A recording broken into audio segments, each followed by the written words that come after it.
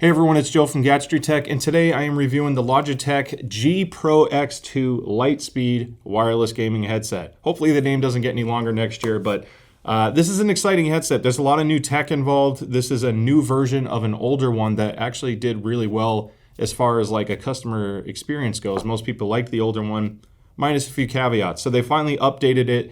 And with this, not only comes some new features, but a lot of new technology. Now, before we get any further, two big things. There are chapters. Use them if you only care about a certain part because I want to respect your time. This is going to be a long review. There's a lot to just say and discuss about this headset, and I want to give you all of that information to help you make an informed and accurate buying decision. With that being said, this was sent to me for review by Logitech, and I want to thank them for sending it as early as they did. I've had this for over 2 weeks now.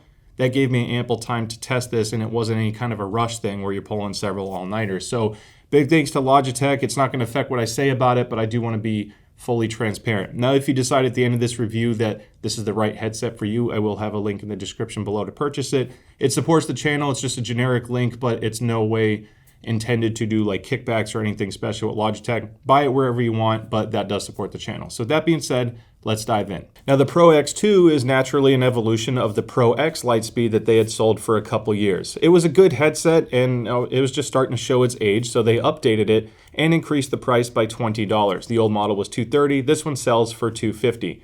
From a quick look, you'd think it would look like a similar headset, and if you owned the old one, you might notice a couple things stand out, such as the darker reflective ear cups and a different fork design. This yoke system allows rotation now, which is a welcome addition, and they also added some new features like Bluetooth and an aux input. They also improved battery life, and it brought it from 20 hours to 50 hours and still has USB-C, of course. Now, just to cover what's in the box, because this is actually kind of a cool thing. So there's a lot included. You get a travel pouch. You get 2 sets of ear pads, which is what I want to call out the most because this is a hugely welcome addition. When you look at headsets like the Astro A40s and 50s, they offer different materials such as the velour versus the leatherette, but they charge separately for that. So this is giving you both in the box, which allows you to have not only a different sound profile, but a different feel.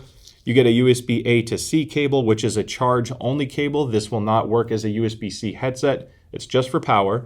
Then the other welcome addition is the 3.5 millimeter auxiliary cable, and it's TRRS, meaning you can use the microphone with this cable, allowing you to now use a G Pro X2 on an Xbox controller. So you can benefit from one headset. If you like this design before, but you also play an Xbox, now you can use this. There's no wireless Xbox support. The included USB-A dongle only works on PC and PlayStation. It also works on Mac, but depending on which model, you may need to buy a USB-A to C adapter. The travel pouch is pretty nice. It's just this soft, like neoprene foam material. It does a good job at keeping it from getting scratched, but it's not going to prevent it from getting crushed. So it's good to keep the finish up intact, but if you're traveling a lot, you may want to invest into a hard case to better protect it. Now, I want to answer some commonly asked questions up front to save you some time because a lot of these things you can't find on spec sheets. So this does support Sony's Tempest 3D audio. This does have Bluetooth, but unfortunately, it's not simultaneous Bluetooth, which is usually a pass at less expensive headsets. But at $250, I really think it should have had it, to be honest. The aux cable is a welcome addition, and what's interesting about this one is there's kind of a caveat. The headset only works with the aux if the headset is powered off, which can actually be a good thing because if the headset batteries die, you can still use this as an analog headset. This also allows you to use it again on Xbox without plugging it in or turning it on. However, the one downside is when you are using this passive cable, it basically bypasses everything in the headset, which means you no longer have volume control on the headset, and the microphone mute switch will not mute your microphone on the analog. The other thing that's kind of a bummer is because the headset has to be off to use the aux cable, you can't use Bluetooth at the same time you're plugged in with this. There's no way to cheat to make Bluetooth work at the same time as any other source. If Bluetooth is active, everything else is off no matter what mode or how you're connected to it. Now, one of the oddest features that I didn't see anywhere on the paperwork is on the dongle, there's a 3.5 millimeter aux input right on the dongle. Now, when you plug in an aux cable, let's say you have a phone connected with a headphone jack, you can plug into this dongle and whatever's being sent into the dongle through this cable will then be transmitted wirelessly to your headset. Now, what's interesting about this, it's not two-way communication, so don't plan on plugging in controller output to this to game wirelessly, for example. That won't work. But think of this as a great feature for a streamer. If you are playing on your PC wirelessly, or a PlayStation wirelessly and you want to hear your alerts from your stream, you can pipe a device that's sending those alert sounds out to this input, and now only you will hear those special alerts or whatever you create, which is a nice feature. It comes in at about 80% of the volume that's actually coming in through USB, so it's not quite as loud. It's just an odd, very specific use case, unless you can think of something more creative than that. So I want to call that out because that was interesting. The headset obviously has to be turned on and paired wirelessly for that to work, but it's a different feature for sure. Now, as far as wireless performance goes, this is no different than other stuff I've experienced with Logitech before. They know how to make a good wireless transmitter, and it's no different with this latest LIGHTSPEED dongle used here. Not only is the range good, it passes my toilet test. You can go over 50 feet away through several walls and not have any issues. It always depends on your home, how many walls you're going through, and what your wireless interference is. But the latency is low and the wireless stability is excellent. Never had a dropout once. The only time it starts to drop out is when I start going over 70 feet away, at least in my home. So it is solid on the wireless front. Now, normally after I talk about specs and features, I get straight into build quality and comfort, but there's something really special that deserves its own category. And this is why this review is going to be longer. This uses graphene drivers. It's still a dynamic driver, which I can explain, but graphene is a new evolutionary material on the cone structure. So to better explain that, I took apart an old gaming headset and sacrificed it to the headset gods to rip a driver out and show you what a traditional 50mm driver looks like on a different headset. Even if you don't know how this works, that's okay, but I want you to hear something. That plastic bag sound is the cone flexing. And anytime you have cone flex, you have distortion. Now on a headphone driver or a headset driver, this doesn't need to be overly stiff. They're not pushing at extreme SPL or volume levels. So they make this material incredibly thin because it makes it easier to drive, and you need that efficiency to produce higher frequencies, etc. Otherwise, it doesn't sound too good. And if your headset or your driver is too heavy or dense of a material, yes, it's stiff, so it should not distort as much, but you don't get the sound quality that you're typically looking for. They use graphene, which is a hexagonal crystal lattice driver technology. It's basically built at a molecular level. And just like Formula One cars used carbon fiber technology because it's extremely strong but extremely light, this graphene material is what racing's carbon fiber is to the audio spectrum of things. It's 90% graphene by weight, and the end result is basically preserving extreme lightweightness, extreme lightness of the driver, making it accurate from a sonic level, audio performance level, but stiff, which means it's not going to distort as easily. In theory, that translates to better power handling, and etc.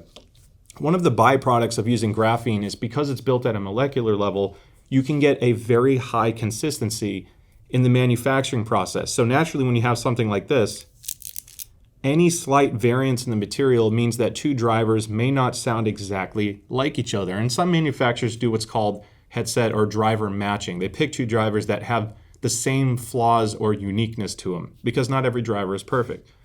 On a graphene level, that consistency tightens, and the end result is you get a more cohesive left and right.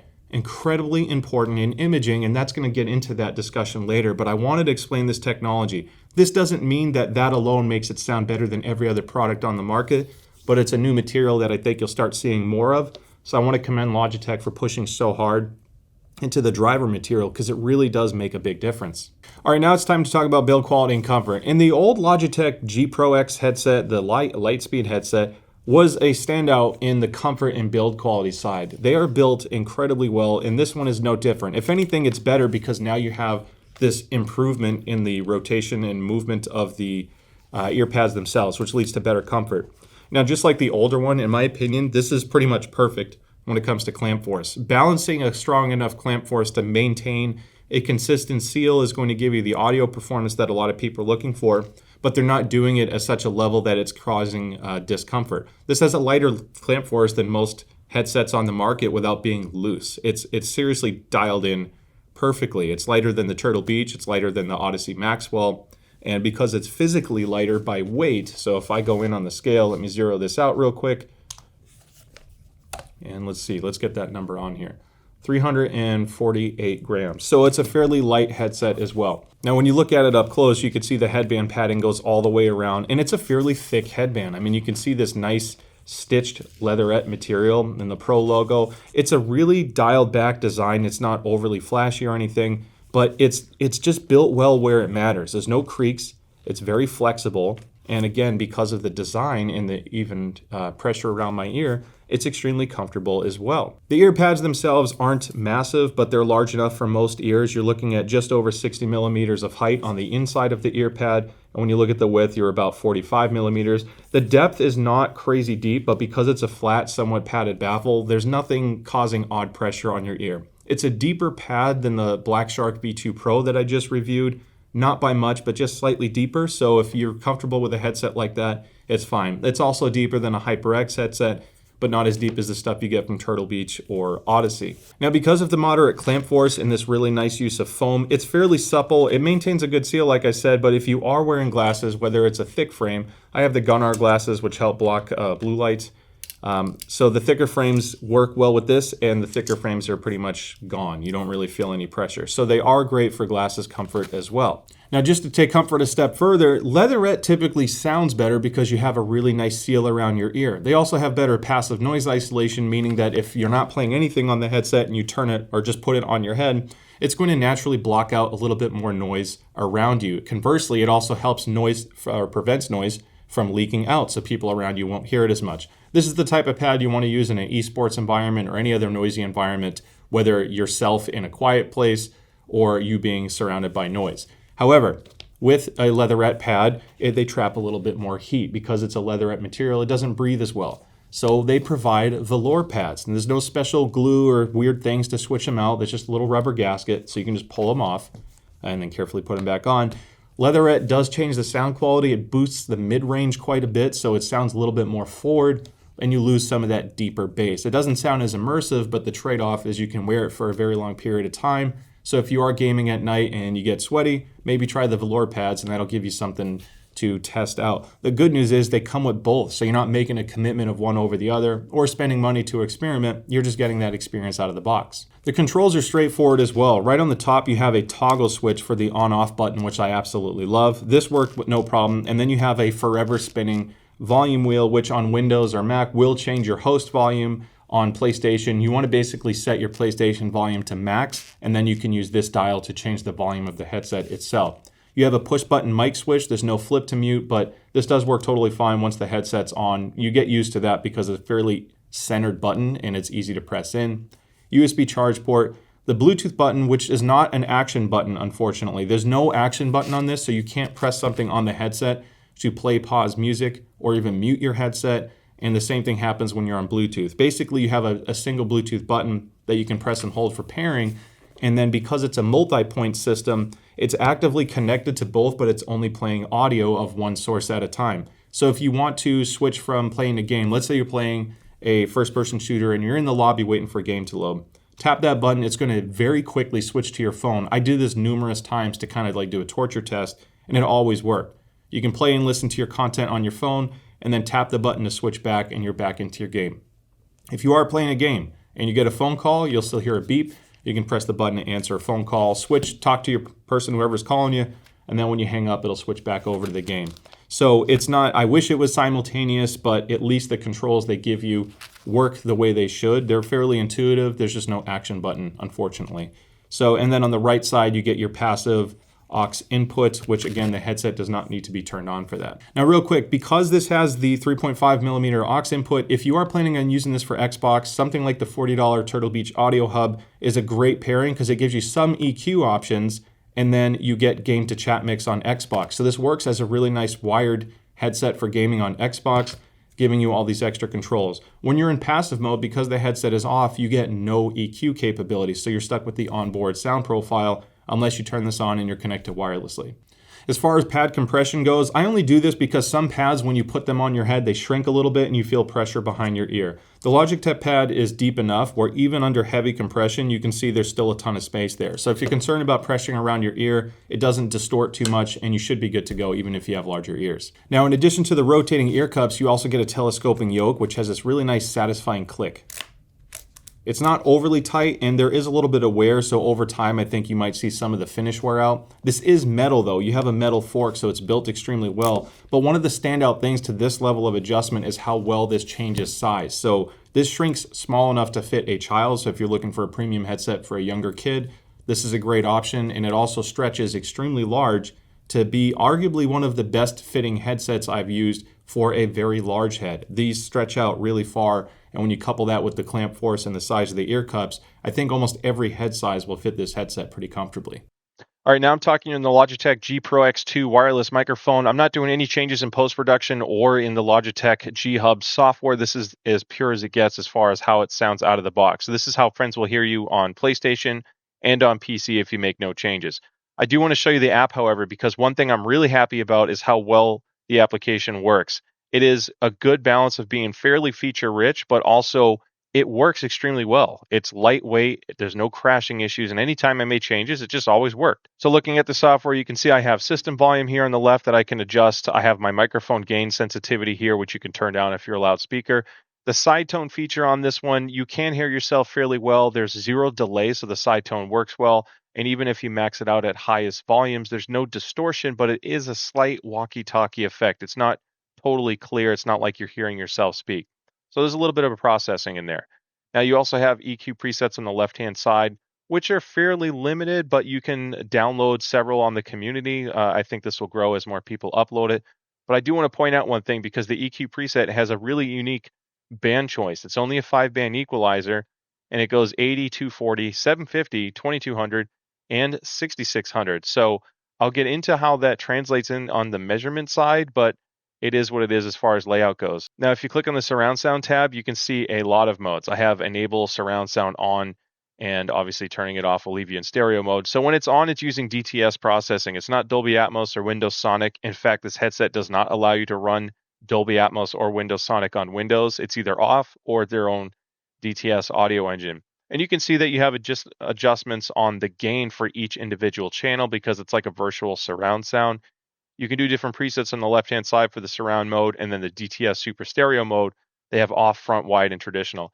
So one thing I noticed, especially on music, is it boosts the bass a lot while also making other things sound kind of distant and recessed or darker sounding. So this wasn't my preference.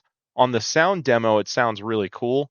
So I think depending on the content and what you listen to, you may find that you like DTS a lot, but purely from like a music standpoint, it's not so much for me. This is one of those things where I just recommend trying it for yourself and seeing what you like. Try the different settings out, see if one of them makes you happy. So when you enable the Blue Voice filtering technology and you start making all of these changes, this is where it's like awesome, but I wish the microphone just had a better source to start with. I don't want to say it's like putting lipstick on a pig because the microphone doesn't sound terrible, but when you see how great this software is, like you have your basic presets on the left-hand side, and there's a lot of them. You can even create your own, and they have this whole community thing where you can browse for other people's presets as they come out. But when you look on the right-hand side, you can also customize it. Now, different modes actually change the bands here. So what you see 150, 400, and 6200, unlike the audio output side, if I were to change it to low voice soft, now you can see 125, 500, and 3000. Now, it does, every single time I make a change, it boosts my microphone volume up, and it makes it a little too hot for me. So it's a sensitive mic at least. And when you go into the signal cleanup portion, this is where stuff gets really cool and exciting because these features are excellent. If you disable noise reduction and then I start typing in the background, you're going to hear the keyboard more. But this extra features and technology is going to help make your voice sound better on top of the custom EQ. The noise gate is reducing quiet sound so people don't pick it up. The compressor helps if you tend to talk quietly and then yell. It's going to keep you in a more narrow range. A de-esser takes away that lispy sound, so if you have a gap in your front teeth and you make a hard S, if you will, this is going to help reduce some of that. Depopper is a low bass filter. Again, if you're having like strong plosives because you tend to wear the mic too close to your mouth, this is going to reduce that. And a limiter is like a gain cap, so you're not getting too loud in the microphone. These features are amazing. I just wish the microphone was a little bit better to begin with because these two paired together would have been an absolute knockout. All right, now I want to show you how this headset measures from an objective standpoint, what it actually sounds like on a measuring rig, because you can't really hide behind these numbers. And it measures kind of how I perceive the sound. It is a slightly warmer sounding headset because there's bass emphasis. Almost every gaming headset is bass emphasized. So you have a lift down here in this region. It dips, but only slightly in the mid-range. So the mid-range quality is actually incredibly good, to be honest. And then on the treble side, it's not as bright or forward sounding as some other gaming headsets. So this is an important thing to point out, because if you are sick of playing on gaming headsets that always sound too sharp, too shouty, or fatiguing, and you're just looking for something more relaxing but not overly bassy and boomy, because then that's too much, this is one of the better quality headsets out there that presents a fairly neutral sound profile. So not only is it comfortable to wear, but it's comfortable to listen to as well. Now, to contradict that, I mentioned how ear pads can change sound quality. This is a monumental shift in the way this headset sounds. So I want to show you what this looks like as soon as you switch to velour. This red line, you can see a massive reduction in bass. You can see how it scoops down in the mid-range. You still have good sub bass. It's actually not bad, but the treble energy is much more forward. So even though, like, if I were to realign this at a different point, the headset would have a totally different sound profile, more unique and different than honestly even switching to an entirely different headset. Switching these pads make this headset sound more different to itself than using the stock leatherette pads and listening to the Black Shark V2 Pro I just reviewed. It's that different. Now, normally I try to do custom EQ. I do that with all my videos because I want to bring more out of the headset. And unfortunately, when you look at the EQ adjustments, remember I was showing you these points before, the 80, 240, 750, they have their software set so incredibly narrow that if you try to enable EQ, it's only addressing a tiny little point around that frequency. You're not lifting all of the bass as a whole. It honestly makes it sound worse almost every time, unless you have a specific thing you're trying to dial in and those frequencies happen to align well for you. So I just want to show you an example. If I enable the EQ and I boosted 80, look what it did. Yes, it boosted 80, but it didn't touch anything else around it. If I boosted the whole, 250 on this program, I believe, 240, it's boosting 240 here, but nothing else around it. So, and then the same thing happens in the high region with the 2K and all the way up to, like, I think it's 6600 hertz. So you can't lift the entire upper frequency. If you find this headset too dark, you're only lifting very tiny little points, and then the rest of it is still dark, which makes it sound inconsistent, and that has a negative impact on music. For gaming, it may not matter, you may not care. You might like these little peaks on certain games, but when you listen to music, it starts shifting it kind of funny, and this is one of the few times where I actually like the flat EQ profile better than most of the custom tunes give you, at least using the Logitech software. Now, just in case, I thought maybe if I tried doing negative EQ, maybe that would help and it wouldn't be as drastic. So when you look at the stock pad here using leatherette and I tried negative EQ, this is just an example of me pulling down the whole 240 hertz region, and it literally just creates a big notch. I'm not lowering bass as a whole. So not a big fan of the custom EQ. It is what it is. I might do a custom EQ video down the road that does not use the Logitech software. But for as it stands, I basically just suggest trying it for yourself to see if you like anything. Now, just a quick note for console players, all of that stuff I just showed you, that's to EQ on a computer. There is no onboard memory, so there's no way to save any EQ presets to the headset. So if you're looking to customize the sound profile specifically for console gaming, it's just not possible with this headset. It's not a deal breaker because at least it sounds good out of the box. But for those of you that like to tinker and do your own custom sound profiles, it's not going to happen on console. Now, I'm really excited to add this new testing category because I get asked this a lot and I didn't have a way of accurately explaining it before. And that's how loud does this headset get? How loud does it get on PlayStation versus PC? Well, I finally purchased an ANSI calibrated SPL microphone so I can accurately measure the SPL coming out of the headset. And as you can see on this chart, I have a few headsets to compare to in this price range. The Logitech G Pro X2 wireless headset unfortunately has the same issues as the old one where it just doesn't get as loud as a lot of headsets in the competition. It is, of the premium headset side, one of the quietest ones you can purchase. Now, it's not like it's terrible because if you look at the Call of Duty readings, even on PlayStation, the peak volume when you fire a gunshot hits 105 decibels, which after about 8 minutes of listening is starting to cause ear damage. So it can get loud enough to basically push the limits of what's comfortable. But the issue is when you listen to general mixed content on PC, or if you listen to a song or a movie, that's not mastered to be as loud as possible. A game like Call of Duty is about as loud as you can get out of an output device. They boost the crap out of it. But when you listen to normal content, some people might find that this is not loud enough. It basically sits in the 80 decibel range, 85 dBs, depending on what you're watching or listening to for music. And to some people, that's too quiet. So I just want to put these numbers out there because if that's a deal breaker to you, it's important to see. It is slightly quieter than the EPOS H3 Pro Hybrid. And then obviously when you look at the SteelSeries Nova Pro, the Stealth Pro, the Maxwell, all of those are louder, and in some cases significantly so, to a point where it's uncomfortable, but they are louder. So that leads us into subjective sound quality, which admittedly and surprisingly is going to be one of the shorter parts of this video because I've talked so much about the other stuff. They sound great because they're not offensive. You can listen to anything on these and they're still going to sound good. And what's really cool about this headset is even if you're not powered on, if you're using the 3.5 millimeter cable, so Xbox users, it still sounds excellent. It almost like it's tuned that way physically, and they're not doing a lot of digital signal processing to modify the sound, which means you get that same great sound experience even when the headset is turned off. Most other headsets struggle big time in that regard. The SteelSeries Nova 7, for example, it sounds great when it's on, but as soon as you turn it off, if you try to use the aux cable, even the Nova Pros, they don't sound as good. So you always want to leave those on to get the sound that you're paying for. This still works well in passive mode. Now, these have less bass than a Black Shark V2 Pro, and they're also not as forward or detail-oriented as something like a SteelSeries Nova 7, Nova Pro, the Turtle Beach Stealth, etc. They have a dark, dampened, closed-off sound. It's a very intimate sound, but because they use these graphene drivers, their detail retrieval is actually still excellent. And because they have excellent driver matching, the imaging is excellent as well.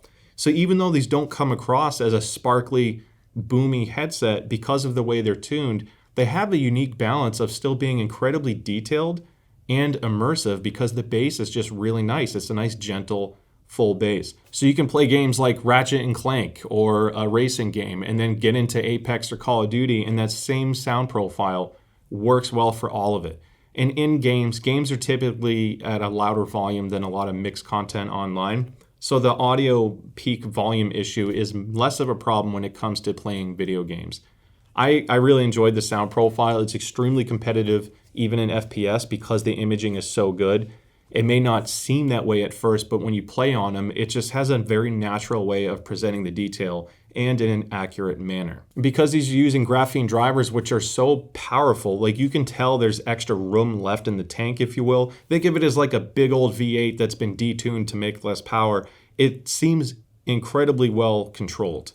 It's not getting over pushed. Even at max volume, there's no audible distortion. It's incredibly clean. Some headsets can get louder, but also at the sacrifice of distortion. So the sound you are getting, even at max volume, is fairly pure and clean. And that is what most people listen to it at. Not everyone's cranking to 110 decibels, for example.